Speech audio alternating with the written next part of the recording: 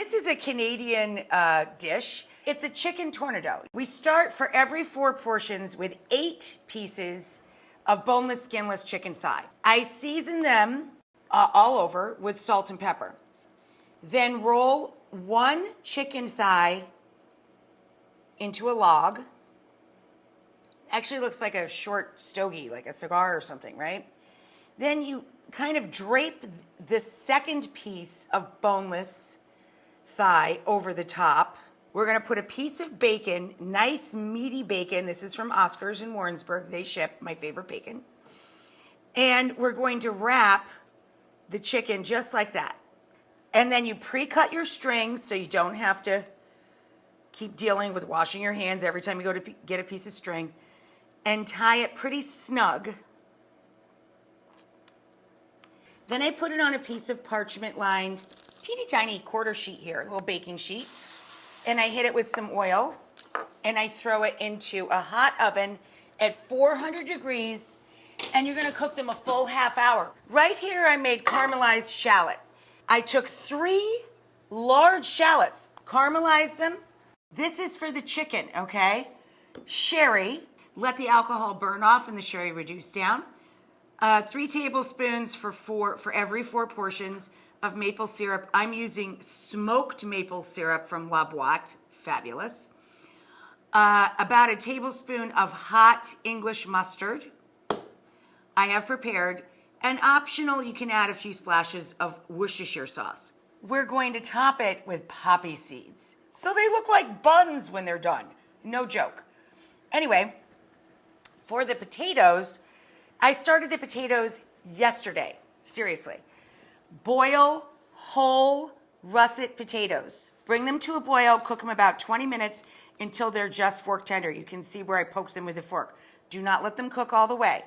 Then you refrigerate them overnight, bring them back to room temperature. We're gonna dice them 1/2-inch cubes. I started with a few tablespoons of butter and 1 onion chopped, okay?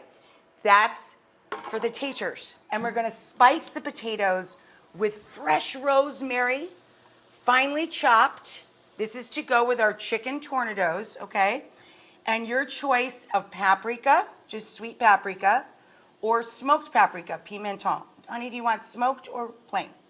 Smoked. Okay.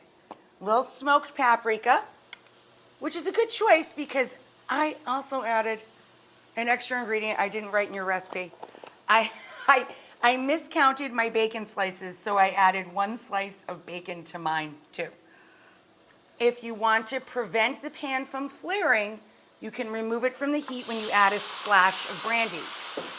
All you need is a splash.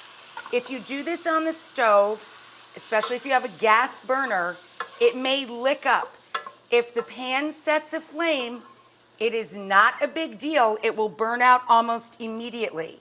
Then we add a touch of cream, 1/4 to 1/3 of a cup. You let the sugar in the cream and the brandy coat the potatoes. Here's our caramelized shallot.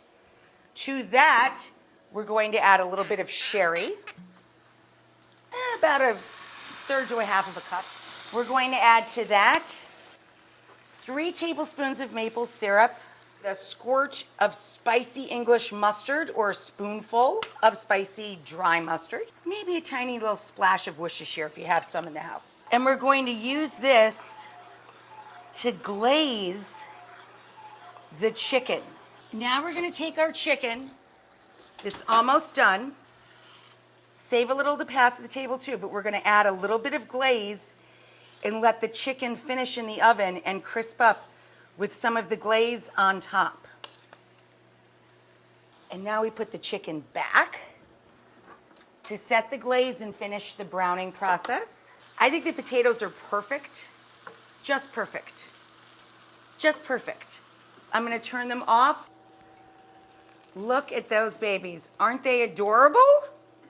Top with poppy seed and get a healthy helping of those beautiful Brandy cream home fries. And there you go. Now, come on.